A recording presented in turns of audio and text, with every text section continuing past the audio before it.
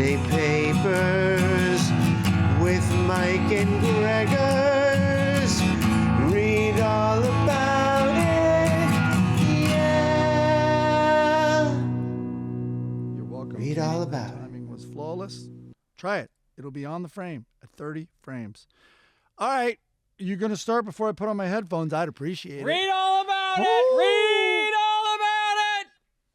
Norm Macdonald, big news. Bill Cosby, not the news. Read all about it. Wow. All right. I've never seen my therapist yell that loud.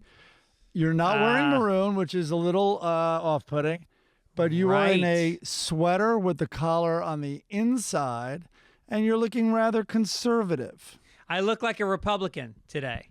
You look like I would take your advice on what to do with money.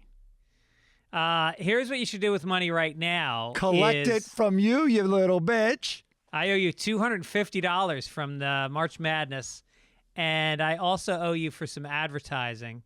And all right, here's what just happened though. So we shouldn't, whatever. This is terrible. But anyway, we just played golf. There's kind of a standing Friday game if one can make it. And this is the worst because it's like white guys talking about golf bets. But anyway, you somehow got lucky and you were up 10. I'm like, well, why don't you subtract it from the $250 you've owed me? No, you said $350. That's why I didn't do it, because already your numbers were wrong. So I wasn't going to start subtracting money from the wrong amount in the first place. Bro, look at Mr. You do look like an CPA right now, an angry one. Whatever. How about that? I should have rephrased it. Why don't you just subtract the $10 I owe you from the hundreds you owe me since early April? And you're like, no. Let's keep that separate. And I had to pay you. And then I'm like, well, listen, I owed you $9. And I'm like, I only have a 20. You're like, I'll make change. So pathetic. It's like it's like the guy in Goodfellas who's like, when's the money? When's the money? And like all of a sudden he and his wife are dead in the car. They just kept asking too much for money that was really his. Is that a veiled threat? Are you threatening me? I already paid you, so I don't know. Too late to kill you. I made a lot of money on the golf course today. That was good. I hit that on the 8th hole. I put it about 4 inches from the hole, and we have a thing in our game called an air murph, where if you think that you're gonna just stop already. All it's right. so boring. All right. You want to see my little bit? All right. I just took a corporate gig that I don't want to talk about, but it's sold editing. Anyway, ooh, nice corporate. And by corporate, it's not a corporate gig like you play literally corporations. I'm just saying this is a very corporate approach to a TV show, which never goes well with me. Anyway, here's my bit. And I'll describe it after I do it. But here's my bit that I do now on Zooms with all these woke pussies in Hollywood. When I kind of want the Zoom to end, or I don't want them to include me in Zooms that much anymore, I just slowly towards the end of the Zoom just take a sip of my coffee like this. Can you see it? So what I do for the listeners, I slowly raise this coffee mug and take a sip, and it says Blue Lives Matter. That's amazing. Okay, so it's a gag, clearly, and I order it on Amazon. I get home, I open it, and of course these woke little bitches of mine, the daughter's like, Dad! I'm like, just fucking keep it. They're, oh my God, I can't even with them. Well, that's remember Zach when he was first out here before he became famous, he went out for pilot season, and he hated auditioning because, first of all, I think he's severely dyslexic, so he has a hard time even reading the scripts. Right. And so he usually he has to bring the script with him, and so he's doing the sides with the casting director and the producer and the writer. They're all sitting on one side of the table, and Zach does the first page, and then he turns the page over to go to the second page, and on the back of the page, what they can see is a handwritten sign that says, "I heart pilot season." And you would think, with his talent and with that sign thing, that he would have gotten work. Never. Never worked. Never worked. in pilot season never worked for him. Yeah. Our other friend, we're not going to say his name because we don't want to jinx it, is up for a show. The upfronts are this week, which is when they announce all the shows that are going on the air. And our very dear friend is on a show on one of the major networks, a drama that's about to get picked up, and he's about to make some fucking coin. Yeah. So we're happy for him. We'll announce next week who it is and what the show is. Yeah, that would be great. That would be very cool. Maybe I should have just waited for that. No, it's good. Whatever. A little shop talk, a little inside baseball.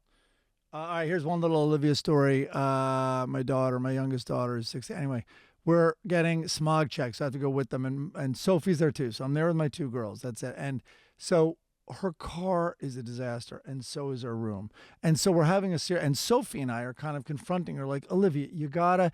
And then I kind of wanted to throw her a bone. And so I'm like, Livy, wait, what was the exact word? Because then it got posted immediately. I have it right here. So I'm like, Olivia, there it is.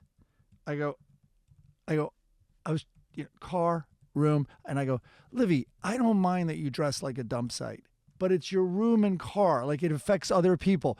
Sophie starts dying laughing, and then, I don't know if you could see this, immediately posts, I don't know, on Snapchat or whatever. Do you see this? Yeah. Yeah. Dad to Olivia, I don't mind that you dress like a dump site. And Sophie couldn't even breathe for like 4 minutes, I guess. And then Olivia is looking so like, oh my God, Dad, so frustrated at me anyway, whatever. I thought it was a better story.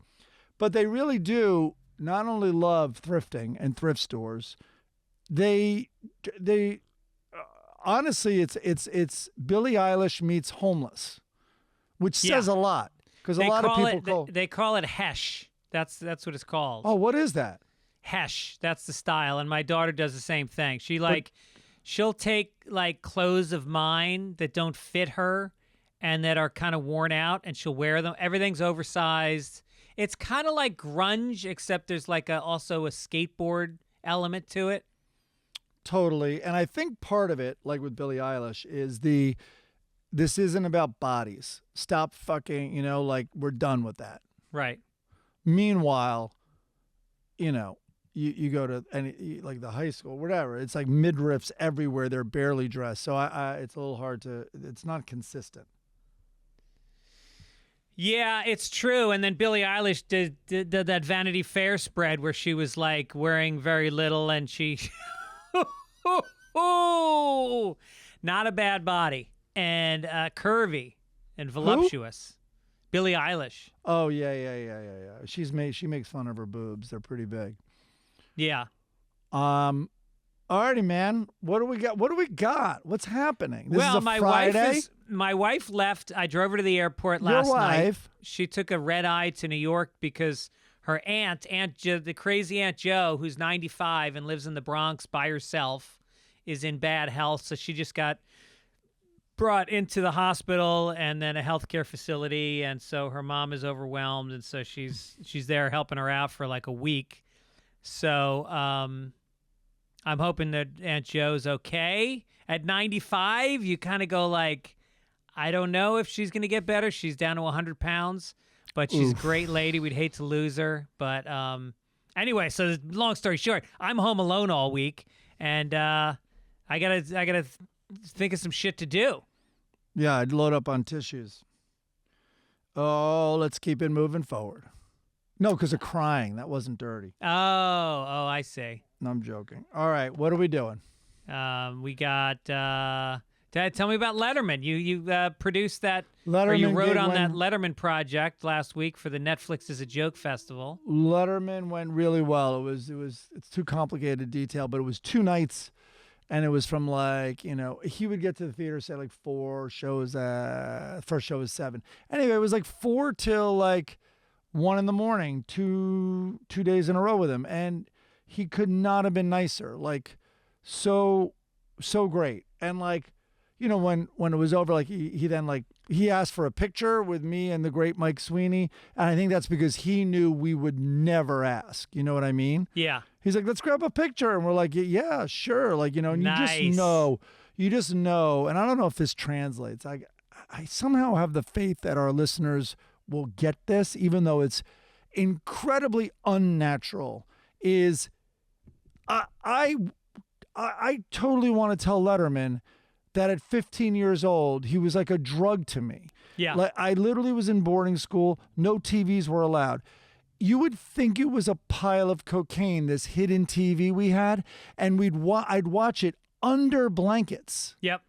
Like doing drugs. And then I would come home from boarding school. I would take the bus from Massachusetts right to Port Authority and walk right to his theater. I'd go right to 30 Rock. I would not go to my family. And I would get on the standby line and see if I could get in with my bag.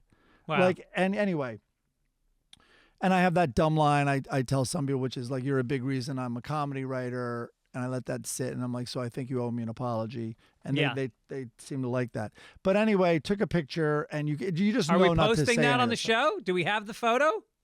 No, it's fine. I don't want to do it. It's a little braggy brag. I mean, I'm talking about it. I know because you brought it up, but no, and I didn't put it on Instagram either. I put me out, looking at the awning, which had his name, but I don't know. It's weird. I feel weird about it.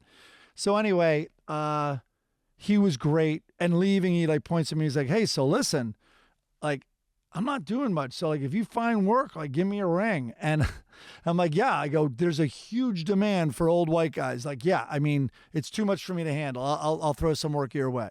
And like, kind of joking like that. That's okay. great. So here's the hardest. Of course, I just talked about being sort of humble, but anyway, here's the hardest. I made him laugh, which was kind of an accident.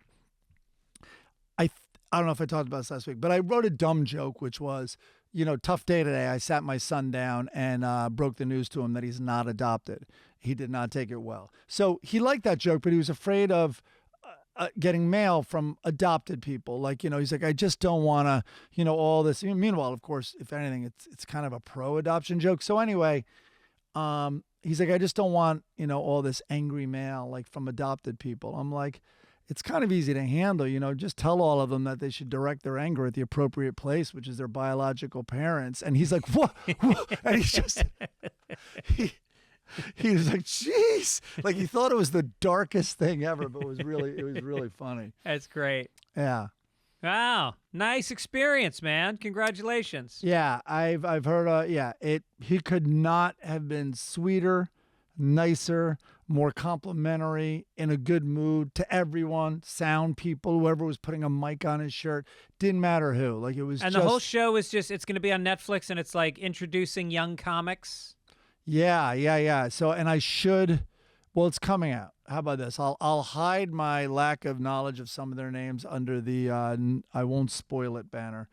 Yes, but there's some really good comics. 6 young comics who do a 5-minute set and then an interview. And the interviews were, good. They were very thoughtful. Like he didn't let some things slide. Like he was like, wait, what? Tell me more about that. Why did you become, your family, the whole, stuff like that. So it's almost like, his other show is called My Next Guest Needs No Introduction. It's like this one would be cool if it was like My Next Guest Needs an Introduction. Right. The conceit of and then he did stand up that you and Mike wrote for him. No, don't call it stand up. That I had to learn the hard way. It was definitely monologue jokes, and then we so badly wanted to like craft a monologue, like a 5-minute. Let me take a shot in Sweeney 2 at the best, like 5 minutes on being an old parent. But he didn't want that. It was like L.A. jokes, his beard jokes. Jokes about the theater. It was monologue. It was not stand up.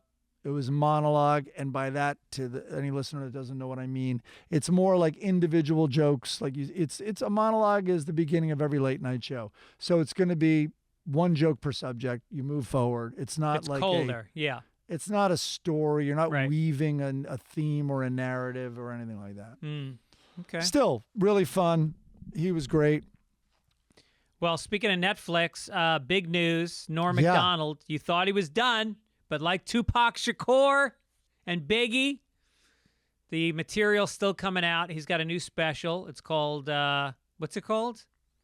Nothing Special, I think. Nothing Special, May Which is 30th great. on Netflix. And it was recorded, and you told me about this weeks before the announcement. I can't tell you how I heard, but I was sworn to secrecy. And at that point, other than Netflix, like 3 people on the planet knew. And Yeah. Do you want me to very briefly? Oh, well, you saw Lori Joe describe it too. That's where I learned more about it. Yeah, so basically, he was getting ready to go out and do a new hour, and he'd been sick, secretly sick for years, and he didn't tell literally didn't tell anybody. I think Lori Joe knew. I don't know who else knew besides Lori Joe, to be perfectly honest. I'm now hearing how many years. Like, he might have been dealing with cancer like all his adult life. So whatever. It bums me out to hear that. Yeah. So he gets ready and he puts an hour together and he's about to go on the road and then record it as a special. And then he knew things were going really bad. And so he said, in case I don't make it, I don't want to waste this material. Sets up a camera in his apartment. One camera, one take, does the special. No audience. Yep. 55, 50 minutes. I don't know what around there, whatever. One take. Yeah. So Lori Joe records it and then they stick it in the closet and he sort of has starts to come back from it. But then the pandemic happens. Yeah. He had a big procedure, which was like, I might not come out of the hospital. That's why. So then he comes out of the hospital. They put it in the closet. Exactly. And they put it behind and they go, okay, now I'm going to be able to actually record the special. Then the fucking pandemic happens. And so anyway, once he is on his deathbed, I think he tells Lori Joe to go find it. And she didn't even remember where it was. It was like in the back of a supply closet somewhere, an old camera, and they dug it out. And he said, I want to put that out as a special, posthumously. Yep. And so it's going to come out, and it's going to be fucking heavy. It's going to be very cool. Yeah. It's really like talking from the grave. It'll be a little surreal. Yeah. I just re-listened to his last special, which was from 10 years ago. Right. And put it this way, here's how long he's had cancer. The first 15 minutes of the special is about death and dying. Yeah. And it's clearly, when you listen to it, you go, oh, he knew he was going to die when he was writing this material. Yeah. Yeah. I found, God, I'm not going to be, let me try to find it. I found this text. I was going through, like, ever like try to erase the thousands of photos you have in your phone? We've lost Greg. He's left, just for the listeners at home. Okay, so I'm going to go try to find, and all of a sudden I saw these texts, and usually they're of my daughters. They're like really funny texts from when they were young and all that stuff. And then all of a sudden I found these. I'm like, wait, what's this? And I screen grabbed it. All right, so Norm goes, this is Norm to me. It was Christmas time. Hope you had a great Christmas. Love to all the girls in your life. I was still married at the time. I wonder sometimes if true believers are stupid or deluded or capable of deeper thoughts than the likes of you and me, or both. It's easy to dismiss them, but sometimes I wonder is all. I'm sad that on this holiday, we're hopelessly in two wars, the war on Christmas and the war on women. And then he goes, as far as the war on women goes, I wish we could just pull out. There's no shame in that. The women are certainly winning the war on who controls the TV remote. What a lunatic.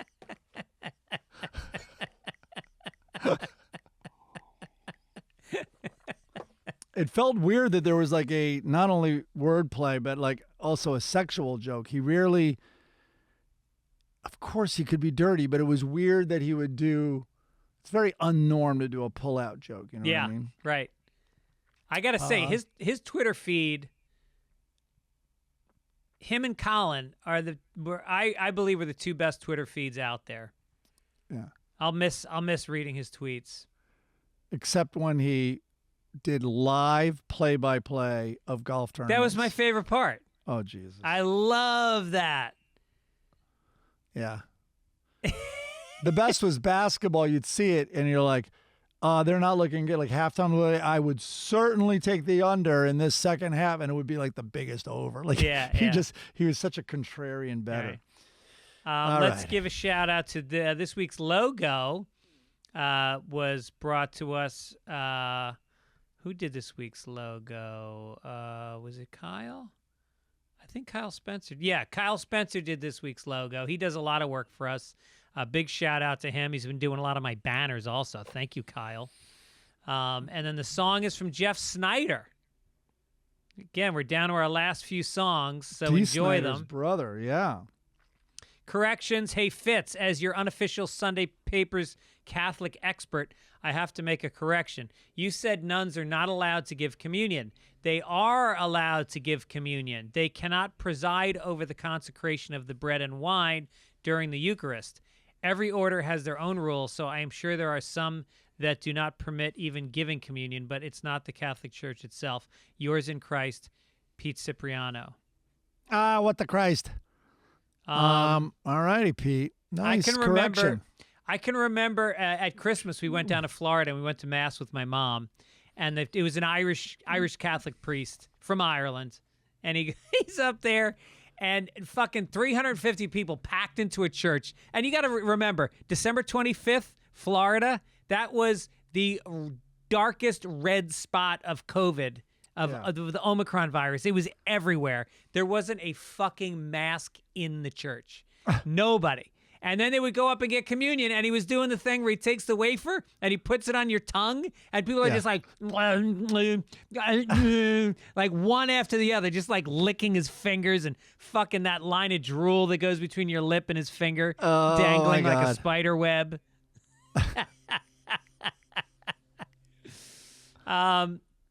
This guy Yuri says, when you were reading Mike Haggerty's obit on Sunday, Greg mentioned he was in Seinfeld. Mike responded, oh yeah, I forgot he played the dad in that. Jerry's father was played in one episode by Phil Bruns and the rest of the series by Barney Martin, both of whom have been deceased for a while. Mike Haggerty played Rudy, the owner of a secondhand clothing store in the two-parter The Raincoats. I know you said Mike Haggerty was a personal friend of yours, so I'm sorry for your loss. I hope this email isn't in poor taste. Anyway, this may be the dumbest, nitpickiest correction possible. No, it's not. The more nitpicky, the better. Far from it. Yeah, we like the little nitpicky ones. I don't think I said that, but obviously it's on tape. I probably did. Now, I don't know. Now we've got Chris Denman saying, I think Yuri is wrong, and Mike was referring to the HBO show. What HBO show? I never had him pegged as the dad in Seinfeld, but I might have said it. Yeah. Who knows what I say after a few coffees with a little in it. And you just took a Ritalin right before the show started, or an Adderall. It was technically a Ritalin. You're right. And look at me. I am waiting for this MFer to kick in. You know what I'm waiting for? The end of this podcast. May 19th through the 21st, where I'm going to be at the Tacoma Comedy Club. Look, I can't wait. You do that so well. I don't even know what happens. I love the Tacoma Comedy Club. Isn't it your second favorite club? It's my second favorite club. If you live in Seattle, take the drive down. It's not far. Irvine Improv, May 27th through the 29th. And then Bakersfield, California at the Well on June 11th. All tickets at fitzdog.com. I'm going to look who's playing at Buck Owens' place up there. Right. You might come up. In Bakersfield. Go up here a little of that Bakersfield sound, my man. Nice. Hey, Mike. Oh. Do you know? Yes? Do you know people made a killing in the 2008 financial crisis? Hold on. Really? What is it? Sorry, I'm in the wrong part. What do you mean, Fitz? This is an ad. We are doing an ad now that was written by the advertiser. They scripted it for. They must be big fans of the show because they've captured our voices. What do you mean, Fitz? Michael Burry made $100 million shorting the 2008 financial crisis. It just goes to show if you know where to look, there's opportunity everywhere. In fact, he just tweeted his next play. Really? What is it? Get this. The 1929 Great Depression. He just posted a news clipping from back then on his Twitter. Here's the headline. Let me read it. Stocks collapse in 16,410,000 share day, but rally at close cheers brokers, bankers optimistic. We can't travel back in time, Fitz. Come on. Yeah, but there might be parallel to now. There's probably something wrong with today's economy, but there's also new opportunity, right? I recently read about a portfolio hedge the BBC explained could still increase in value while the market dips. And listener, I think you should check it out if you're an investor. Go to masterworks.art/papers to do your due diligence. See important Regulation A disclosures at masterworks.io/CD. Again, that's masterworks.art/papers. Do I get to talk again, Fitz? Sorry, I improvised that line. Now they're not going to pay us. You didn't stick to the script. No, that was after the script. Oh, okay. Forget about that, man. So No I way. guess We're you getting no guys are going to do-re-mi. find out about how to invest in Masterworks, which I Yeah. think is actually a really good investment and a hedge for inflation. That was an interesting way to get there, but I like this idea, Masterworks. We talked about it. This is not the first time they've sponsored. Now, I like partial ownership of a Van Gogh. yes, get involved. Let's get to the front page. Do it. I need paper on your end. Extra! Extra! Read all about it! Extra! Why don't you grab the Hendrix poster? This is the break it out of this its is the frame. payout that the Improv gave me on how many people showed up to my show. Oh, well, look at you. You don't need money except the money to pay me, you A bastard. South Carolina man died of a heart attack as he tried to bury his girlfriend's body in the backyard. I mean, On Saturday, deputies responded to reports of an unresponsive man lying in a yard. Joseph Anthony McKinnon, 60, was pronounced dead at the scene. Deputies found the body of Patricia Ruth Dent, 65, wrapped in trash bags in a freshly dug grave. I mean, this should be a plot point in a movie or something. I mean, first of all, we all worry like, oh my God, if they die, what embarrassing thing. Like, what am I naked? Was I doing something undignified? Right. This guy died while burying his girlfriend. And you didn't put it in this detail. He had just strangled to death. Oh, he strangled her to death. Oh, that's yeah, right. because I right. looked up this story because it was so unbelievable to me. Well, and also what's not in the story is that the reason why he killed her is that they were fighting about how bad his diet was and he was eating too much cholesterol. I can't. Oh my That's God. the irony. This is all right. If you wanted to improve upon, I don't know, you can improve upon the story. But if you were in a writer's room and you're talking about story, you'd be like, okay, how about he dies a few minutes earlier while he's strangling her? She gets unconscious. It's almost like a Romeo and Juliet. He dies though before he holds the air for too long, and then so she then wakes up and he's dead. She's like, I gotta bury this dick, and she goes to bury him, and then she dies burying him.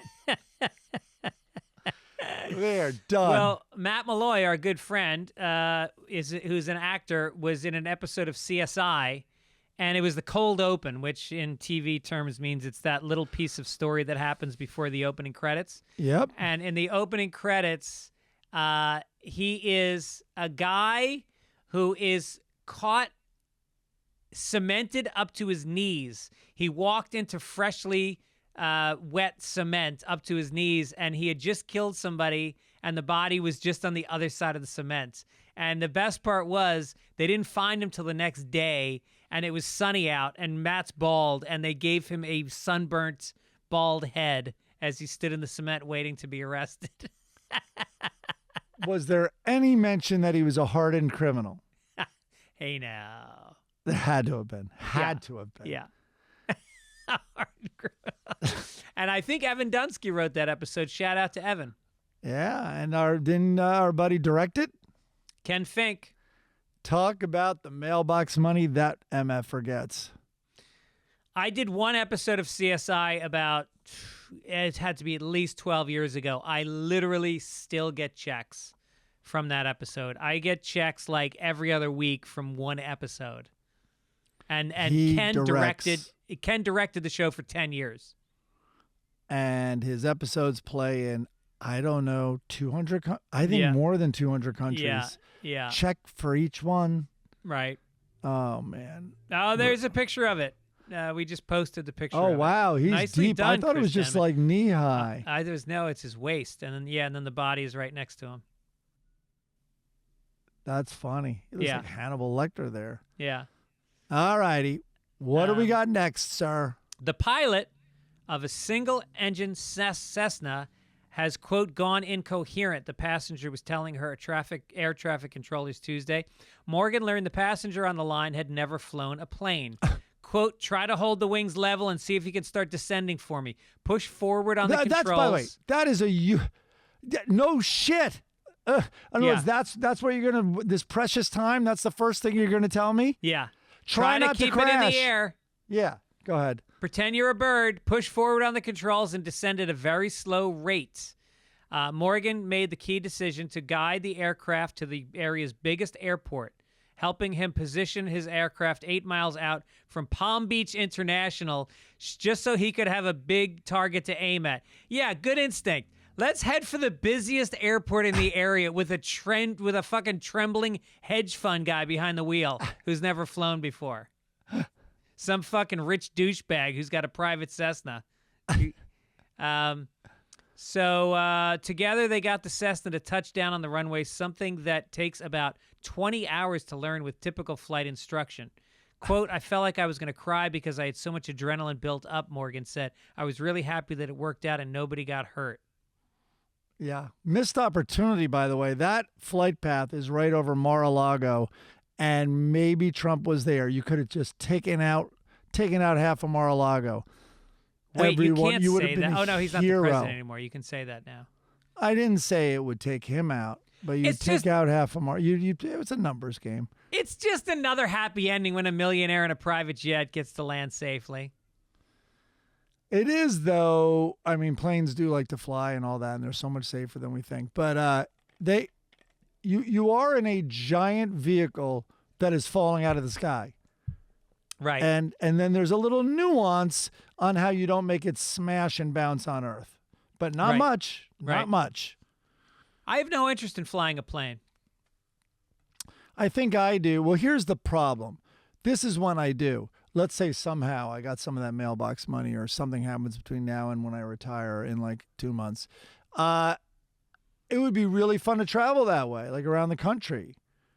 Fly It would yourself be- around? I don't think I would fly to Hawaii. I mean, obviously, even if Hawaii were 2 hours away, I don't know if I would. I think I need to know there's emergency landing possibilities every step of the way. I think I'd like to go to Alaska. The only time I was in one of those kinds of planes is I was in Alaska, and this guy, I was in a bar after a college show, and this guy goes, "Hey, you want to go up in a plane tomorrow?" I was in Juneau, and I was like, "Maybe. What's the deal?" He goes, "It's $100. I'll take you up for an hour." I was like, "That seems like a really good deal." Yeah. Because we were in. He goes, "There's a place called Bear Island, which is just off the coast, and it has the highest population of black bear anywhere in the country. So I'll take you over that."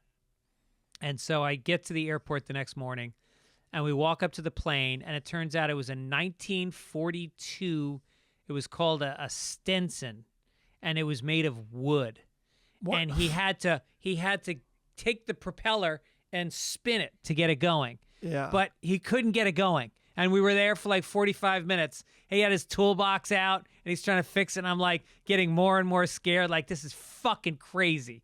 And then he finally gets it going. I don't know what I was thinking. And the guy was drunk the night before.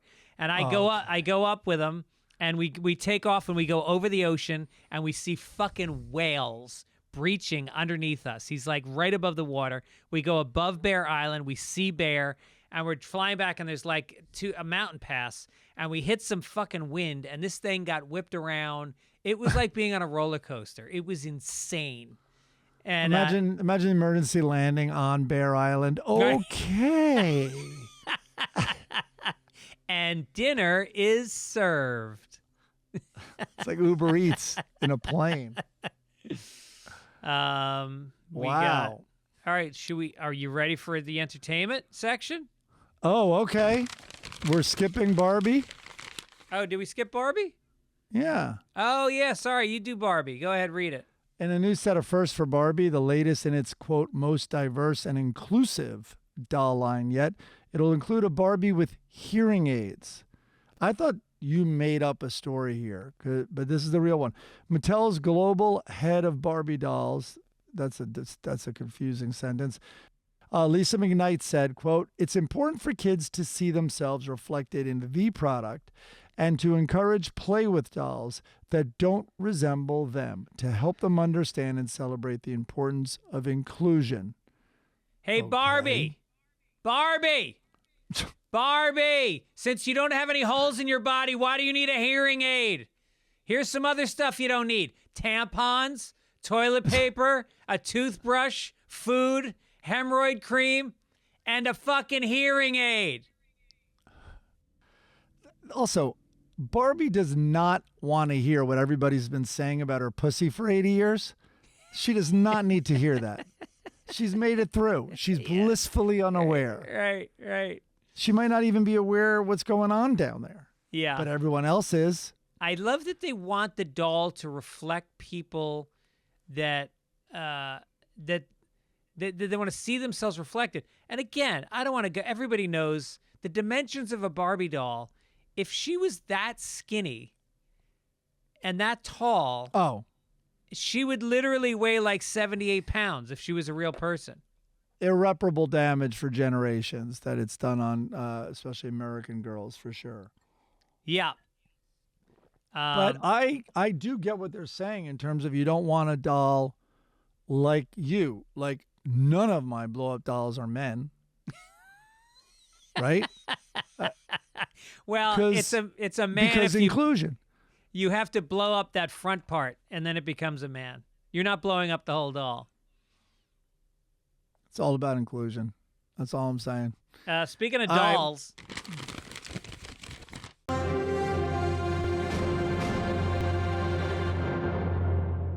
Entertainment section. Speaking of dolls, Ellen DeGeneres' long-running daytime TV show, full disclosure, Mike and I both worked on this show, if you didn't know it, will air its series finale on Thursday, May 26th. The celebrities that'll appear during the last weeks of her talk show's 19th and final season include Zac Efron, Kate McKinnon, Justin Timberlake, Keith Urban, Sean Diddy Combs, Luke Bryan. Who's Luke Bryan? Country. Keep going. Kerry Washington, Brad Paisley, Julia Louis-Dreyfus, Oprah Winfrey, Mila Kunis, and Bruno Mars. The show first premiered in 2003. And little Greggy was there. That's right. Do you remember the first show? Oh, yeah. I remember the first show. You guys did test shows, though, I imagine, the week leading up? Yeah, we did a bunch of test shows leading up. I don't know. In terms of who were the first guests, I don't remember. I know who the first guest was. Who? Jennifer Aniston. Oh, okay. And the reason I know that is because she was the first guest on this season as the, the bookends. And I thought, well, that's how they got her, because it was not popular to do. No one kind of wanted to do Ellen's show this year, and she was fired, in my opinion. And but I think that the appeal then it was, it's going to be her last season, everybody. So that she got more guests than I think she would have, and they appealed to Jennifer Aniston that way, like, you'll be the first guest in our last season, as you were the first guest in our first. Wow. But what is going on with Diddy? Why? I'm missing something. Why is he anywhere? He was the next presenter on the Oscars after the slap, which is a pretty key position in the Oscars, regardless of the slap. It was like 2 commercial breaks or 1 from the end. And he's like that traveling gnome that's just popping up everywhere. And there's no logic to it. What is it? Do you know what he's doing? I don't know what, he's become what everybody wants to be in this society and entertainment, which is an icon. You want to be a brand. And so that's kind of what he is now. Like, it's not like Diddy comes out with a new album and everybody runs out and gets it. But he'll produce an album. He'll put out a line of clothing. He'll manage an artist. Like, he's just the guy who's in the middle of it all, but you don't really know why anymore, and you can't get rid of him. Right. Sorry, I'm looking something up. He's I was going to say. Uh-oh, what happened? Nah, what did you never do? mind. Oh, God. There's a comedian I was going to mention that who's like that. Chris, can you get up the list of people who Kendrick morphs into on his video? So I just put this in here. Did you watch the Kendrick Lamar, his new video? Dude, I fucking love that song. Man, what an artist. Anyway, this video, I think they're using that deep fake, where you see Tom Cruise and it's truly. You can't think detect. they're using it? Well, no, I don't know if it's that tech exactly. I'm sure there's a bunch of techs like it. Okay, so here the most surprising thing is he didn't play fucking Diddy. Lamar didn't turn into Diddy. But he morphs into these other black men, and that is the theme of this video. And it's Kanye West, Will Smith, Jussie Smollett, O.J. Simpson freaked me out. Yeah. Kobe Bryant, and finishes in a really cool way as Nipsey Hussle. It's wild, man. Did you know all those faces, or did you... I put together by the lyrics, it was Nipsey Hussle, if I don't say so myself. Jussie Smollett, I wasn't focusing on lyrics. I totally saw Kobe kind of freaked me out a little, and Will Smith, and of course Kanye. Yeah, I got everybody but Jussie Smollett. Yeah. So anyway, check that out. I guess that's what we're saying. It is scary because you realize, like, this next election cycle that's coming up, watch out. This is going to be the first time you're going to see that CGI technology used by putting words into politicians' mouths. They've already done it. Unleashing it on the internet right before the election. I guarantee it. They've already done it, by the way. You know that. They got in trouble. I think they did something with Biden. Oh, really? And he did not say that. But the problem is now it's still kind of very easy to prove, in a way. But it's soon, I think it's just going to get so blurry. Also, a lot of people don't unsee, and this is not a left-wing thing I'm saying. Even the New York Times, like, people don't see the New York Times corrections, even when they're doing their due diligence. Right. And now, though, you'll talk about Fox News. Forget it. They don't even correct themselves. Yeah. They get sued. And they still don't correct themselves. The defense of Tucker Carlson in a court of law was, Your Honor, this was his defense. Your Honor, no one can possibly be taking Tucker Carlson as a journalist. He's an entertainer. Yeah. That was the defense. Right. Oh They my admitted that Fox News is not a news channel. Right. Even though it says news. Okay. So, all right, let's skip this one. Okay. And get to actor and comedian Andy Dick was arrested Wednesday morning on suspicion of felony sexual battery in Orange County.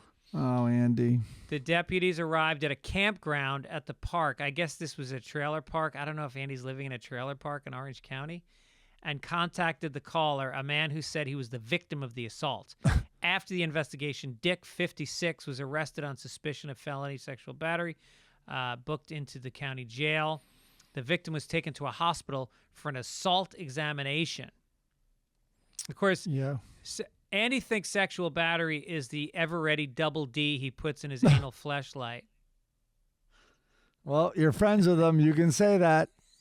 He would laugh at that. You've held it. He would laugh at that. You have you have a joke there? I mean, Jesus Christ. This guy is going to sue Andy for every dollar he is worth. I should say for both dollars he is worth.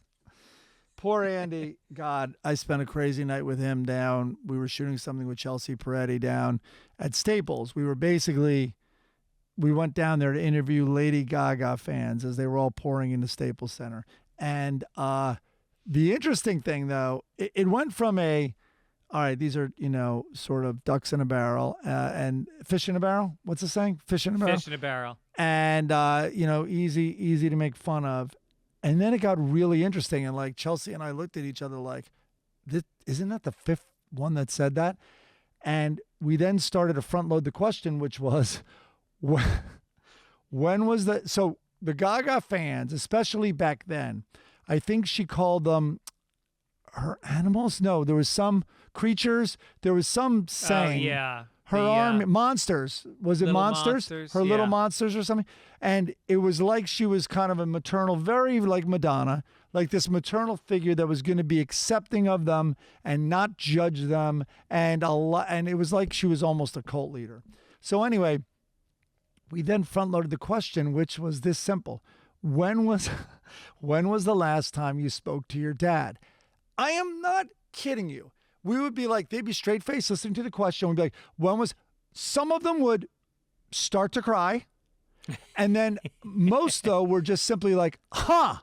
And I thought, huh, that's a rude question. Instead, it was, huh, let me look up in my head because I really have to think about this. It's been a while. Yeah, that's hilarious. It was amazing how many dads were just not putting up with that Gaga shit in their kid. Yeah.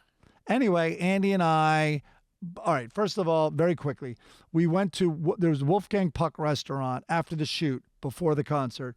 Wolfgang Puck Restaurant, I guess. I just remember because it was probably like the nicer restaurant right in that little area outside Staples Center. This insanely good-looking waitress, like completely a model. Hey now. Waits on our table, and he's like, look at you. And then she's like, yes, can I get a drink order? And I'm like, this will not go well, right? Yeah. And he's like, no, hold on. Turn around, let's see it. Turn around. She's then turning around. He's like, bend over. She's bending over. And I'm just like, is this the power of like C-list celebrity?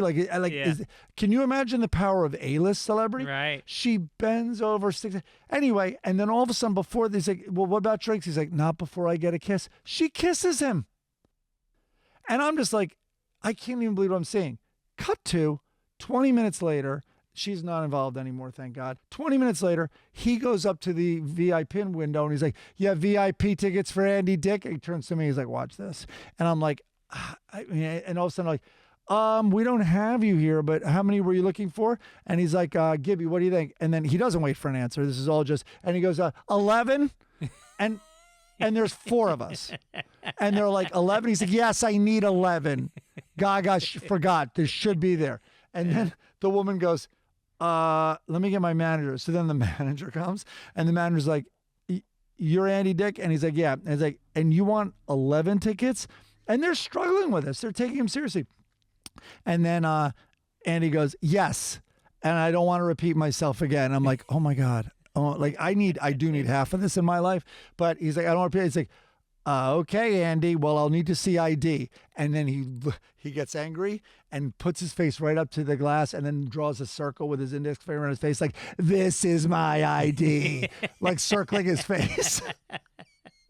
So they get another manager who goes, we've determined you're too inebriated to enter the building. Oh, nice. And I'm kind of like, at that point, thank God. So now the other 2 leave. It's just me and Andy. I don't even know why I'm there because it can only end not well.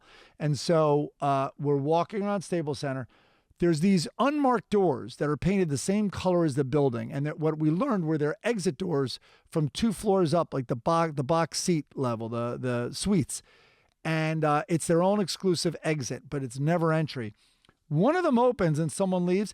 Andy instinctively flies at the door and hurls himself and grabs the door with 2 hands. He's like, we're in, Gibby. And then we get in, and then we go upstairs 2 flights, and then there's the security guard standing at the door, and he bangs like furious, and this like old black woman like turns around and just looks at us like, who the fuck are you? And he just gestures like, I just had a cigarette. And we get right into the box seats, right into the suites. Yeah. That was my night with Andy. Crazy. And then I lost him in there, thank God. I've had many nights with Andy. I actually produced a couple shows, a couple pilots that he was on, that I was on one of them with him. Wow. And one night we were in New York, and I'm at the comic strip on the Upper East Side, and I'm on stage, and somebody starts fucking heckling me from the back. and which doesn't really happen. Like, you don't get like old school 1980s heckling anymore where people are saying you suck and you're not funny. And then I realize it's Andy Dick. And so I call him up on stage and he comes up and we like did some improv together. He's the best improviser in the world. He's taught amazing. It. He's great. Yeah. So we fuck around on stage. We have a blast. And then he brings this couple up on stage that's young and they're from Denmark and they're impossibly good looking. And he starts flirting with them. He's groping them both on stage. They're laughing. We get off stage and then he goes, let's go get some food. Plus he's got a posse already. He's already got, I think his son Lucas might have been with us. And there's usually a good-looking young man. Young men that don't realize they're not gay yet. Right. They don't realize they're gay yet. And or so, they may accurately realize they're straight, but this night's going to be a blip. Yeah. And so we walk down 2nd Avenue, and Andy wants to go to this Turkish place. And so we get there, and they're literally, key is in the door, they're locking up, and the whole staff is out front. And Andy's like, oh, please stay open. Manager recognizes him. Waitress recognizes him, and they go, okay, we'll reopen for you. So unlock the door, go inside, fire up the grills, throw a tablecloth down, set the table, pass around the fucking menus, order the food, and we're waiting, and Andy gets a text from some guy that he's into on the Lower East Side. So Andy... And first of all, and we're sitting next to the couple, and he puts them on either side of him. And I go, Andy, which one are you trying to fuck? He goes, I haven't decided yet. Oh, my God. And so then he gets a text from somebody in the Lower East Side. And so he just stands up and goes, okay, we're going. And he leaves the restaurant. Leaves us sitting there. It's His a wake posse of leaves, destruction behind him. and me and the always. Danish couple are sitting there. And so I just peel off like $50 and I throw it on the table and I'm like, I'm really sorry for the inconvenience. And that was the beginning of the night. And then we're at a bar in the Village and he's making out with this girl, but then I turn around later and she's smacking him across the face. It's like this every single night. Chaos every night. Chaos. You peeled off that 50 rather easily. Why don't you peel off 250 for our March Madness bet? Just peel it off and throw it on any table I'm sitting at. All right. Before you write letters, 2 things. One, what was the first one? I don't know. I guess letters about what? 2 points. Don't write any letters. We both may have told that story like 2 years ago because we do tell Andy Dick stories. So save your letters. And secondly, we are aware we are describing sexual harassment. With the waitress in the restaurant, we get it. It's not like the power and charm of a celebrity. She probably really felt she had no choice. So we get that. And so we're sorry. Go ahead. And if you're feeling suicidal, there is help out there for you. Call 1-800-SUICIDE hotline. Did you make that up? They always do that on TV shows. If they depict suicide in any way, they always make that announcement before the show starts. No, but I think you might have given out a number that doesn't exist, which might be the last straw for the person who's calling. Like, oh, this is Home Depot? Chris, look up the number for suicide hotline. I think it's 1-800. Let's give the right number. I think it's 1-800-SUICIDE hotline. I thought you were going to be like 1-800 who gives a shit. I didn't know where you were going. I'm like, don't do that. Get help, maybe? Why would you even think of that? But let's get the right number. Yeah, let's put the right number up in case you're feeling suicidal. And you know what? Some people are.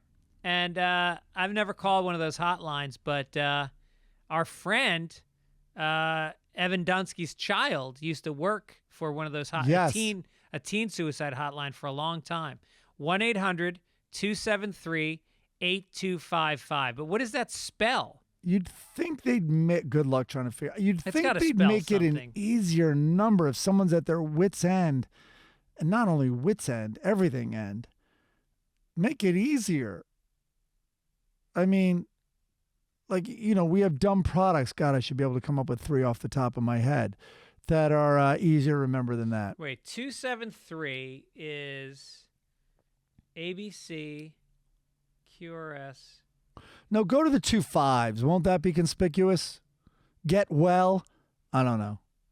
Ooh, is it? No, it couldn't be. All right. Anyway. Speaking of suicide, let's do some Florida Man.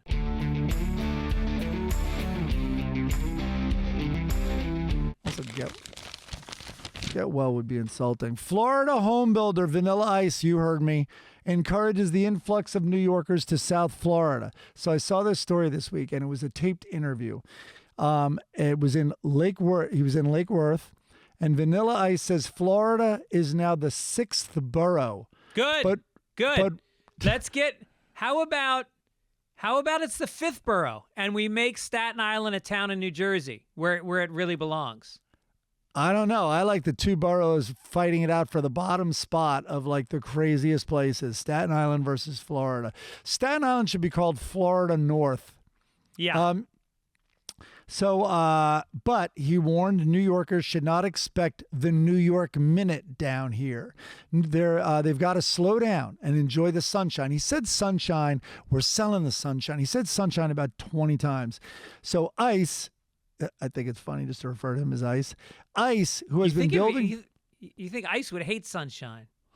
Ice, solid one. Ice, who has been building homes for 30 years, gave the interview in front of an old 1920s Masonic temple in Lake Worth Beach that he's renovating into a pop culture museum and brewery. You know what? Not a bad idea, if you ask me. But he is doing to that temple what he did to a Queen song. You had this rather sacred thing, and now it's going to be Vanilla Iced all over it. Boom, boom, boom, boom, boom, boom, boom. Yeah. Boom, boom, boom. By the way, regarding that riff, he was on Saturday Night Live because he was the hottest musical act in the country at that time. He performs, and as you know, usually after the first performance, it then goes to the news. Dennis Miller is the host of the Weekend Update, and he plays the Queen song. No. Dun, dun, dun, dun, dun, dun, dun. And he goes, man, that song is still so great. But he played the original Queen song and said that. That's awesome. Yeah. I'll tell you what, I went down a fucking rabbit hole when I saw this story because I realized, like, he's a builder now. Like, I want to know the journey because I heard he was bankrupt at one point. He took a year off at the height of his career to become a professional jet skier, and he became 4th ranked in the country in competitive jet skiing. Yeah. Are you serious? Well, when he was in high school or right out of high school, he won like 3 or 4 national motocross championships on motorcycles. What? Yes. And our buddy Rabi was in reality TV, and what's the one, Surreal House? Or yeah. Was that? Yeah, that is the name, right? I wrote it down wrong in this document. And Rabi was impressed with him and said he was really a solid guy.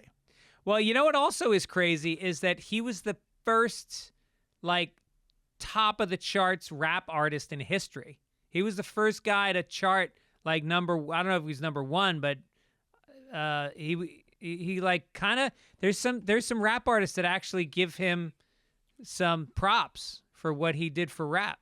Well, I've said it before, and I will never stop saying it. He is far blacker than the Fresh Prince. And I kind of mean that in that there's no way Will Smith, his upbringing, and that Fresh Prince shit can compete with the level of white trash that Vanilla Ice was. Yeah. Well, and now he's a home builder. And I love that his message is that New Yorkers should not expect the New York Minute, and he's a contractor. So basically he's saying the project's not going to be done in time. Yeah. There's exactly. some delays. You got to throw me some pretty sick bonuses for me to hit these deadlines. Yeah. But he talked about the greatest food in the world was in, like, he kind of, New York's like his favorite city.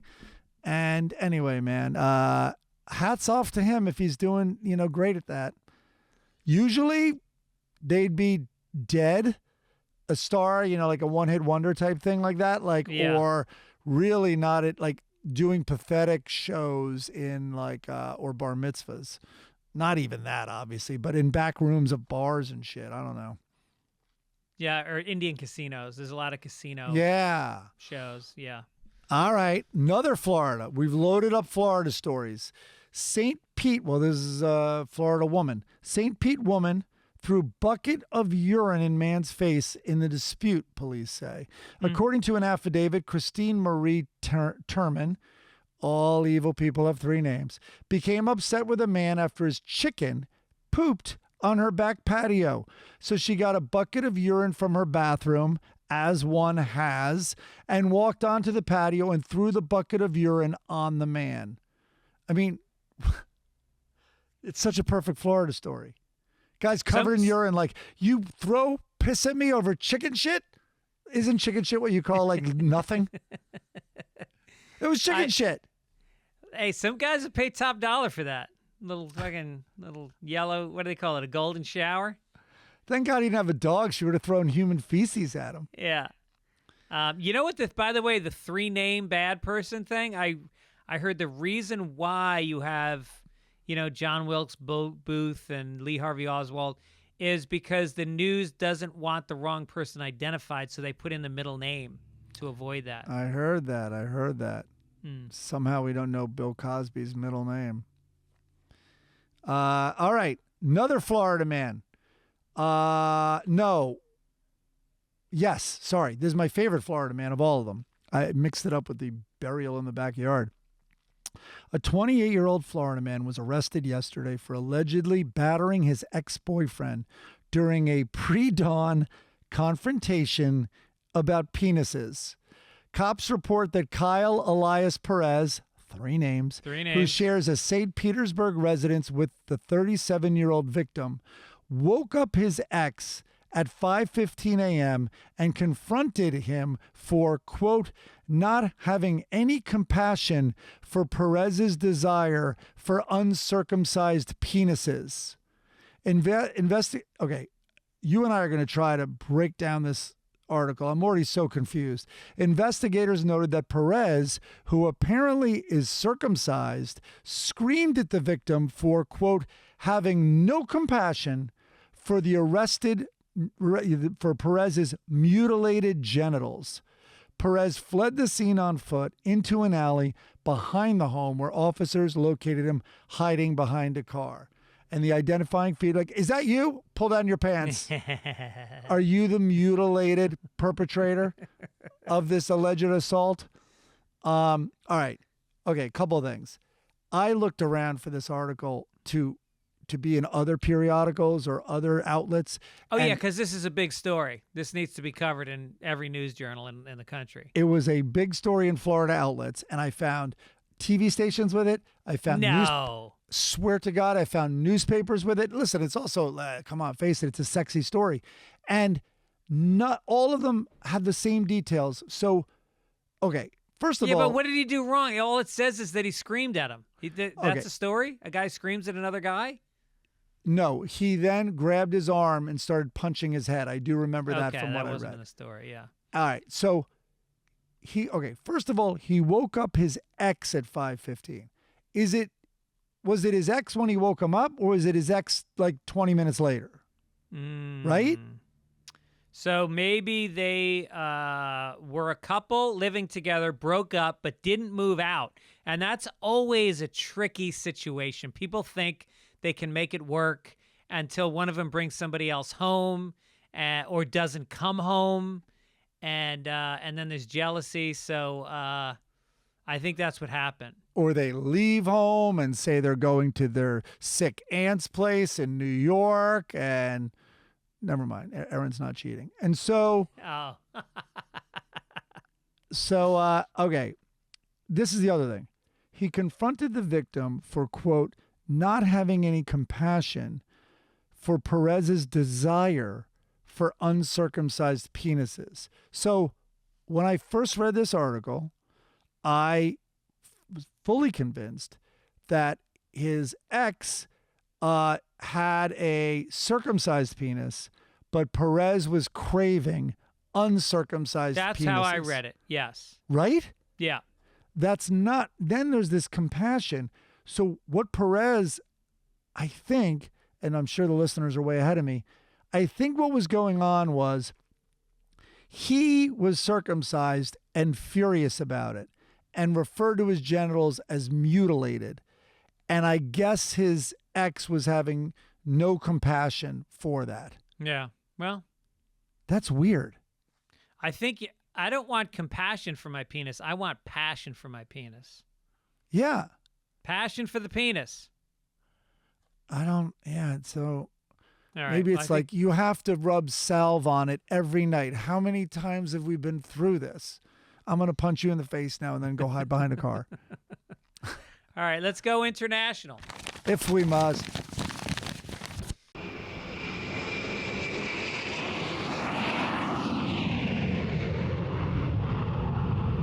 In jolly old England, the Conservatives have been hit by yet another House of Commons sex scandal after a female minister reported seeing a male colleague, I guess there's females in there now, watching porn on a mobile phone in Country's Parliament. going down the toilet. It comes just days after the Whips said they would try to find out which Tory, all these stupid fucking names, the Whips and the Tory MPs, in an article in the Mail on Sunday, had falsely accused Labour's deputy leader, Angela Rayner, of a basic instinct ploy to distract Boris Johnson by crossing and uncrossing her legs in Parliament. Did you hear about that story? So this is two stories. So dumb. How can you prove that? She, she's a woman and she's attractive. And so one of these fucking slobs on the right is trying to say that she's showing her pussy to Boris Johnson. Jesus Christ. Maybe she is, but like, isn't that on Boris? You're right. I don't know. And it's hard to prove that she did it. And like, you don't have to. It's not a law to wear underwear. And if you have a skirt on, that means you're properly dressed. I don't know. Plus, he can't, even if she has no panties on and it's a short skirt, he's not going to see her vagina. Have you seen British vaginas? There's so much hair, he would never actually see it. So just generally across the board, all British pussy has tons of hair? Tons of hair. Yeah, thick, matted. They haven't gotten the memo to try to look like a baby. Their teeth and their pubic hair need work. That's what I've heard. I think in our government, in our system, Nancy Pelosi should use it as a threat because I think the Democrats would get whatever they wanted if Pelosi's like, I am going to uncross my gams and you are going to see my nether region. It would be like, whatever. Yes, infrastructure bill. You got it. Please. And I just shaved. We will cough up Trump, put him in jail. Just don't unleash that on us. So this guy's watching porn, and I was thinking like British porn. What is British porn? What is it? It's hairy, Greg. It's hairy. It's a lot of guys in white wigs fucking Aborigines, Indians, Irish girls. It's metaphorical porn? Yeah. They come on their faces and then they collect taxes from them. If only it had been so kind. If only it had been so kind. Churchill would be rolling in his grave if he wasn't so fat. 7.2 on the Richter scale. All right, let's get to some sports. Sports.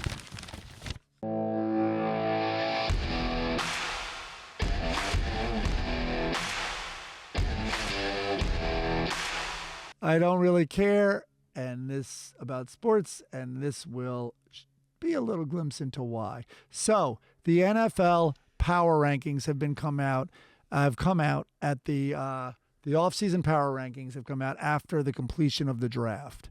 So the one I'm looking at, I guess I should say what it is. It's Bleeding Green. I don't even know whose it is. Anyway, there's a bunch of them.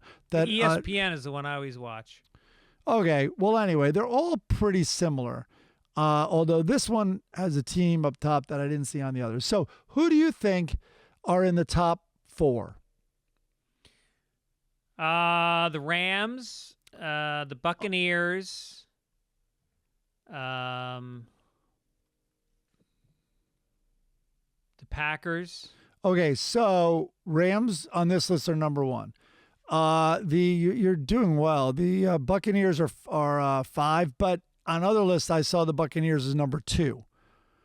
And then there's the Bengals and my new favorite team, the Buffalo. Yeah, the Bengals, right? And then my new favorite team, the Buffalo Bills. Yes. Actually, and the Bengals. I love both of those teams now.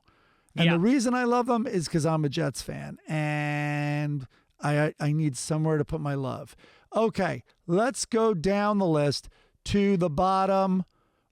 How about this? Where do you think the New York teams are? So I will tell you there are 32 teams. I would say the Giants are in the bottom 10 and the Jets are in the bottom 5. They are number 25 and 26, and this is pretty high. Out of 32. Yeah. They're lower on other lists. Okay, do you want to guess the last? Well, you probably wouldn't. You don't follow it enough. But they have Carolina as last, Seattle as last, and the Miami? Houston Texans, Atlanta Falcons, Bears, Jaguars, Jets, Giants. And by the way, the Jets are lower than the Giants. Lions, of course, New Orleans Saints. Miami's 21. Steelers, of course, transition time. Oh, God, and their quarterback died in Florida. They're one of their young quarterbacks. Wait, did San Francisco get a new quarterback? I don't even know what that means, but they're number 11. Well, they were getting rid of Garoppolo. That was the rumors. They were going to get rid of Garoppolo and get somebody new. Oh, okay. Anyway. Debo's future's up in the air, it says here. Whatever. We're not sports guys. Let's not pretend to be. Okay. But anyway, yeah. So New York team's firmly in the bottom. Oh, yeah, Of and then course. Denman just posted this story. Tom Brady gets the richest TV contract ever for post-playing career. Fox is giving him a 10-year, $370 million contract. Do we even know if he can broadcast? $37 million a year. And isn't football like 7 months? Maybe 6. Oh, less Maybe than 5. 6. What are you talking about? It starts in September and it's done in January. Yeah. 4 months or February, 4 or 5 months. And it's, but you know, I mean, obviously you got to do a lot of prep because that Sunday you have to know fucking Shut up. 22 Whatever. You got to know the backstories Oh, great. of 22 So it's a hard players. job for 4 months. All Yeah. right. It says it doubled the salaries of Troy Aikman and Tony Romo. Okay. Tony Romo, I think, is great. I think Troy Aikman is great. He's a little, there's nothing. He's he a doesn't little say too anything. manly. He's a He little doesn't too, say anything funny at all. But this is this is very sad, and I'm not intending for this to be funny. Aikman is maybe the poster child for concussions. It's hard to count how many concussions he had. Yeah, right. And if they were bad, and I know there's a lot of variables like his genetic makeup and all that, but like I'm wondering if on air, and again, this is not intended to be funny, I'm wondering if we will see his faculties diminish on air, and I really hope not. Well, Brady, I'm sure how many times did he get fucking head tackled from behind? I don't know. I don't have a lot of memory of Brady on the ground. I mean, sure, there's famous hits and stuff like that, but was Brady ever hurt? Oh, he hasn't had many concussions. He missed 1 year with a torn ACL. Oh, all right. That's what Denman is saying. Gotcha. All Wow, right. he missed a whole year. That's Well, crazy. Anyway, let's get Michigan. off of sports since we Go don't know anything Blue. about it. All right. Why don't you go to your science? This story is you written Science. all over it. Go ahead.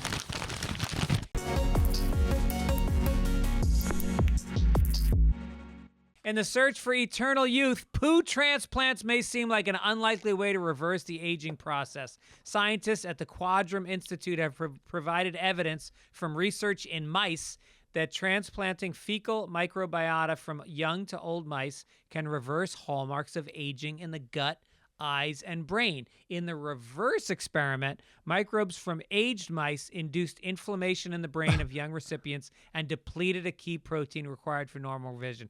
This is why old guys date young women. They're eating that ass. It's like the There. fountain of youth. There you go. Yeah. Well, listen, that's why I've always said, don't give me that old shit. I want the new shit. Y'all want the new shit?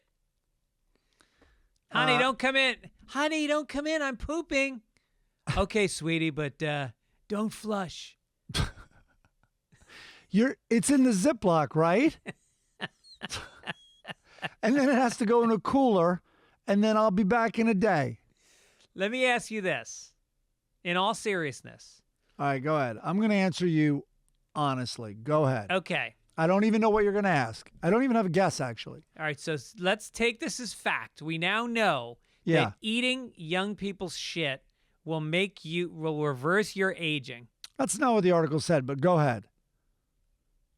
Would you, in fact, take a knife and fork and eat a log of shit from like an attractive young woman? Do they eat Mexican? Because is this like grass-fed beef? Well, it can't be too spicy if I'm going to eat their shit. Yeah, right. And so you don't want the corn in there. Oh golly, yeah, the salsa with the corn. Yeah. So, I'm imagining, Greg, that there's ways to dress it up a little bit. Nope. I don't know. Some mayo. Oh, you're saying would I eat shit? Shit. It would make you look younger. It would make your hair come back. It would give you the cognitive abilities that you had as a 20-year-old. Well, this is the age-old question, like, would you do it for $1 million? Which I guess then you would say could buy you that. But yeah, I would. Well, here's one I would. This is the sweet spot I'd wait for. I like Aikman. I am realizing I'm having early onset dementia of some sort, and it's irreversible. And I'd be like, got it. All right, line up some volunteers for me to eat their shit. And then I would wait to the point where I probably wouldn't remember it. And then I would just feast. I would just chow like down. Like a fly on a piece of dog shit on a steamy, sunny day.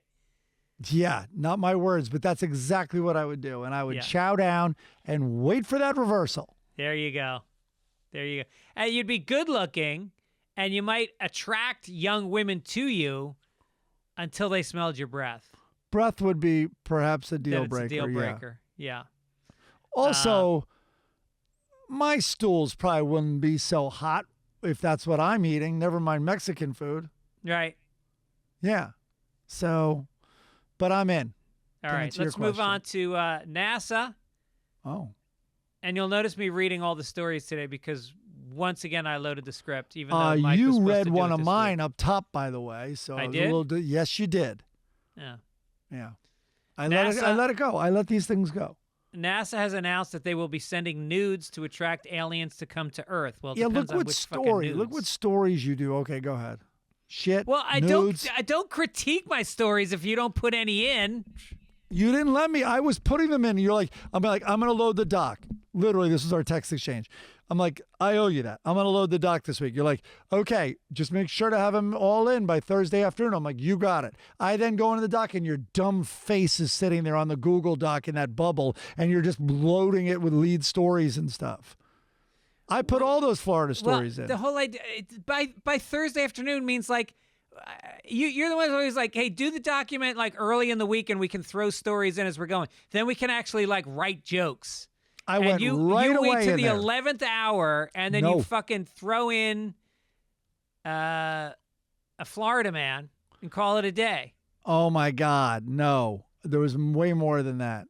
I'm trying to think what one you did. All right, anyway, go ahead. Go ahead with they're your sending nude nudes. story. It's more of a rudimentary rendering of a naked man and woman next to a strand of DNA. Scientists believe that sending this image of naked humans in binary code will help to open a line of communication to any alien civilization that might exist.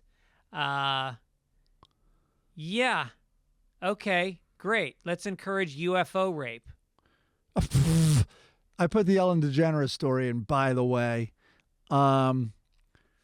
This is such a bad idea. Listen, the universe, life out in the universe, extraterrestrial life, they already know we are the stupidest things in the universe.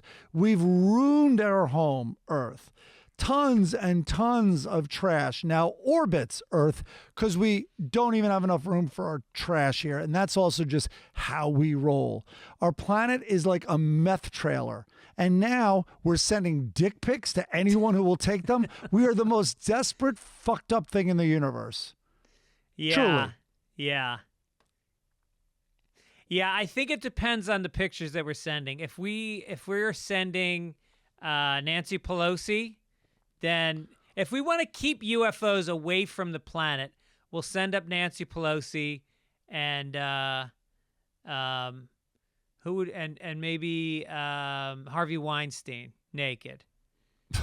If we want to encourage people to visit us, then we send up Tom Brady, your boyfriend. Tom Brady, the girl from Euphoria. All right. A little young, but okay. Old enough to Objectify. on HBO. Yeah.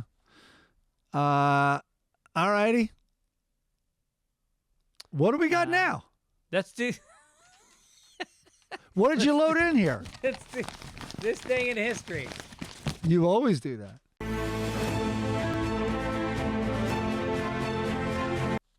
May 15th, 2009, GE finally initiates a cleanup of the polluted Hudson River. After decades of environmental damage and legal wrangling, General Electric begins its government-mandated efforts to clean the Hudson River. One of America's largest and most prestigious corporations, GE, had dumped harmful chemicals into the river for years and spent a fortune trying to avoid the cleanup. Having grown up on the Hudson River, this was a story in the local paper every fucking week. And, GE, there were so many PCBs, and the argument that GE kept making was, well, they're under the silt now, so it's better to leave them because if we dredge them up, it's just going to get into the water. They also spent, I wanted to say billions, but probably back then hundreds of millions on trying to evade any accountability, countersuing like crazy, Right. because all their legal, it's all in-house legal. Didn't matter. So around the clock delays, they tried to sue so hard to get out of any accountability. Yeah, so they and I remember Robert Kennedy Jr. was the guy that spearheaded this. He was a hero. He got a little fucking crazy as he got older with the anti-vax shit, but back then he was a kind of a normal guy. I think he might have been a founding board member or very early adopter of Riverkeeper, which was a huge fundraising effort. And people would, all your donations went to like funding this effort to fight not only GE, but other polluters. Our buddy Jim Adrian, who's a corporate lawyer, he does a lot of high-end corporate insurance.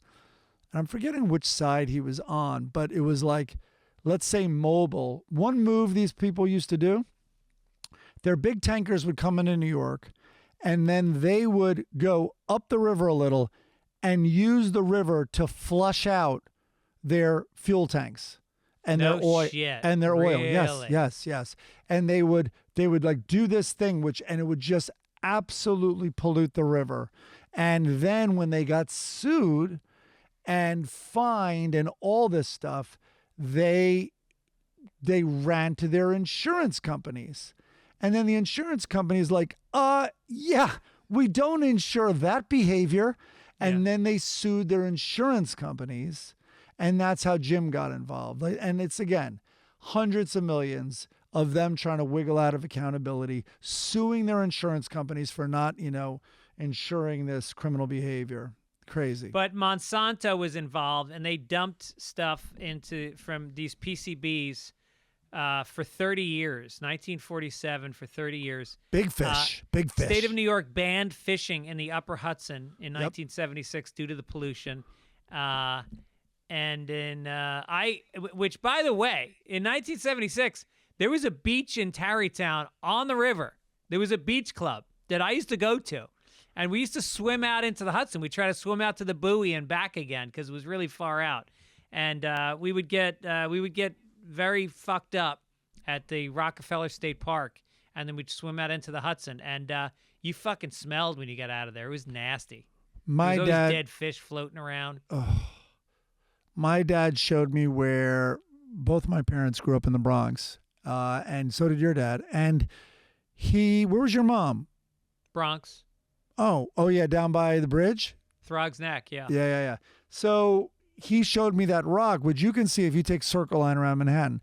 But even if you're just driving up the West Side Highway, if you look out to the right when you're going over the bridge into Riverdale from Manhattan, there were these rocks, and all the kids would go there and jump off into, I guess that's kind of where the Hudson meets the East River. Or Right. No, it's the Harlem River. I think it's technically the Harlem River. Three rivers all come together, Yeah. and then the Long Island Sound is just off to the east. Yeah. And they would all day long. And this was the 1950s before this shit really took off. Yeah. I think then you just had to avoid landing on the floating bodies. The From currents out there were insane also. They have really strong currents. They kill people like almost instantly. Yeah. All right, let's do some letters to the editor. Oh, okay. Hey, guys. This is from Asian girl Kara.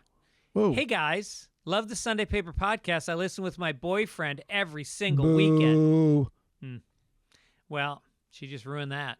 No corrections here. Maybe just something to consider. Our biggest pet peeve with playing the show on YouTube is that it's always posted as a live stream, and I blame Chris Denman. Kidding, but it's kind of annoying, especially when it's not a live stream and is recorded on Saturdays. If I pause the show during the live stream and try to resume after it's ended, the YouTube doesn't save my progress and restarts from the beginning. Can't imagine this is the first time you guys heard this. Chris, your response to this? Actually, is the first time, he said. Wow. Okay. So, is there a different way we can do it? Premiere lets people... God, he's such a fucking slow typer. Chris, we don't want to lose our Asian girl listeners. Premiere lets more people jump in live. But it's not live. What does jump in live mean? I don't know. You mean... They watch it like it's live. People chat. Oh, they chat? I didn't know that. People tune in. Oh, yeah, I know. The chat. People chat on YouTube, and then I respond to them. It's like a TV show coming on. Okay. And Well- Chris signed off. You misspelled Heil, and Hitler's capitalized.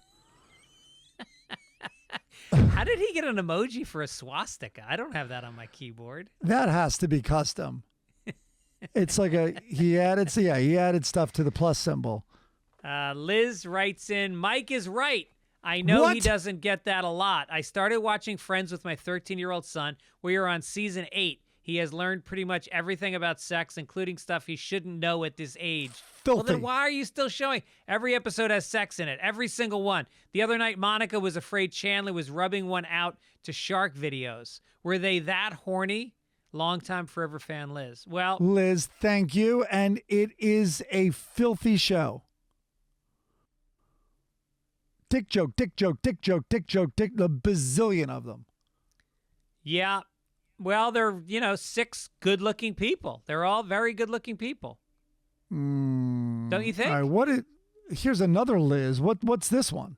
Elizabeth Brown says George Bush doesn't care about black people. Check. I agree. Mike Gibbons doesn't care about non-beautiful people. It's a stretch, but I stand by my claim. Well, you clearly have never seen Dennis Gubbins.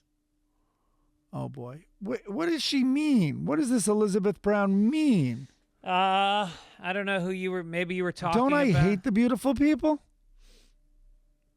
I don't know. Elizabeth, follow up with who you're talking about. Because Was there fat shaming involved? But I clarified that was glutton shaming. Yeah.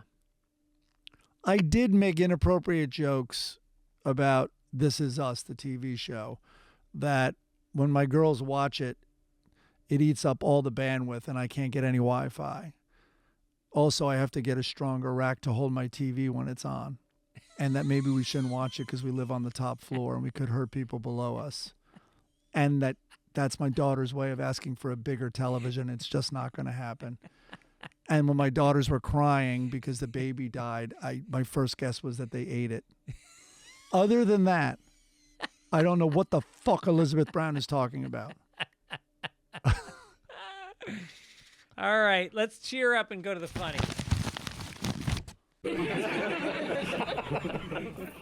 Scott Adams, the creator of the long-running Dilbert comic strip, tried to make... I'm reading this because you said you were going to start putting Scott Adams comics into the show. Charles Adams, correct. Oh, Charles Adams? Yes. Oh, is he related to Scott Adams? Oh, I don't know. No. Oh, I thought you were talking about No, Scott Adams. because he doesn't have two D's. Adams very uniquely has two D's, the famous Charles Adams. Well, this guy, Scott Adams, created Dilbert, tried to make a joke at transgender people's expense, but he failed. Let's see if the world is ready for this, Adams wrote in a tweet about his comic on May 2nd. The comic shows the manager introducing a new co-worker, Dave, to Dilbert and the rest of the crew. Dave is drawn to indicate that he's black, making him the first black character in the comic that debuted in 1989. So in 33 years, he's never had a black character. And this new character said, I identify as white. Dave will be featured all week, so if this one doesn't get me canceled, more chances to come, Adams said. Except the joke didn't land. So apparently, though, most papers don't print weekday comic strips in color, so when it came out, the character didn't look black. Well, all right. It sounds like he showed some restraint. I guess this guy, the writer, Scott Adams, also accused gay people of wanting to touch our kids while responding to Secretary of Transportation's Pete Buttigieg's response to Florida's Don't Say Gay law. There's a lot to take in. I'm going to read this later. Okay. Yeah. Is it true? Has Mike officially retired Family Circus? Because, yes. Wow, what a big mature move on his part, but also good fucking riddance. Aloha always, Danny from Maui. I'm getting a lot of fan mail today. I like this feeling. Yep. It feels weird and different. Yep. Wait till next week on my fat shaming tirade. It was glutton shaming, not fat shaming. God bless the poor people who can't control it. Go ahead. Yeah, I'm exhausted too. All right, Lockhorns. Leroy and Loretta are standing at the front door. They're looking out the window, and Loretta's mom is about to ring the bell. And Leroy says, cue the theme from Jaws. I like it. Next one, the two of them are at a ball game. Leroy's eating a hot dog. And Loretta says, I said I wanted tickets to the Met, Leroy, not the Mets. Let's go to Hagar the Horrible. There's a big party going on at the house. There's people partying. And Hagar says, what's wrong, Helga? This is the wildest, best party ever. And she goes, it's our house. And there's a woman... Hagar's holding her hand. She's scantily dressed with big tits, and she's being pulled in one direction while another goon is pulling her in another direction. Rape is everywhere. And she's like, not in our house. That's when you go out and maraud. You rape, you pillage, then you come home and we have a normal family. That's the whole essence of this comic strip. Looks like a good party. Jesus. Yeah. When we get to Charles Adams, I'll have he started this stuff, I think. All right, you gonna do it, Charles Adams, right now? Yeah, I'll do it. I'll take a picture, I guess, and send it so they can put it. But I'll hold it up for now. Okay, great. Maybe I don't need to send the picture if I hold it up. So it is a husband and a wife, and they have a picnic, and they're by the edge of like a canyon, you know. And so here it is, and she's taking the picture, as you can see. Can you see that now? Because I can't see because this book is so goddamn big. And she's taking the picture and backing up, and she's very near the edge. And the husband goes, just back up a little, dear, so you won't cut off my head. Like 1950-something? Jokes about killing your wife? I'm telling you, I am going to be doing Charles Adams, who is a giant. I think easily the biggest influence on the Far Side, and things like, you know, the ones we're doing now, this dark humor with the Lockhorns. Like, this guy was incredible. And yes, he created the Addams Family, and again, that was dark about their kids, you know, with wild animals, the whole thing. Anyway, so I'll continue to do Charles Adams. Way better than Family Circus. Okay. Here's Blondie. She's standing at the stove. She's got on a neon green top. She likes green. A darker green skirt and light green shoes that match the shirt exactly. She fucking puts it together. She shops for it. She stands in her closet and arranges. Shops for it. Also, she can stand in front of the fucking stove and stir some food in a pan for asshole. And then in the next room, you hear, "Psst, Daddy, should we surprise Mom with a homemade breakfast this Sunday?" And he's like, we could, even though I accidentally barbecued the eggs last year. And the kids go, "True, I nuked the bacon." And the toast was soggy. She's listening to all this. And now she has to take off her apron, leave the food she's cooking from them, and sit at a laptop and go, "At least now I have a few days to pick a nice restaurant." What a life. What a fucking life she is chained to. And you think about what it could be like for a woman of that beauty and that intelligence in the world today. She would tear it up. Today doesn't deserve her. Nope. Oh, Does Blondie. not. Well, She's listen, a woman of another time. we are going to have a great week coming up. It's going to be 80 degrees tomorrow here in Los Angeles. It was gorgeous today. All right, well, maybe we'll hit the beach this weekend. It's going to be beautiful. People, thank you for listening. Thank you for being a part of Sunday Papers. The Midcoast Media people, Key and Chris and Beth, thank you for your support and your hard work. And Mike? I don't think I have anything to promote. I mean, I'm slogging my way through Better Call Saul, and I'm slogging my way through Ozark. Is there a new Better Call Saul season? It's the one. It's currently airing. Oh, and no shit. There's gonna be a little crossover with Breaking Bad. The crossover's already begun. Wow. Yeah.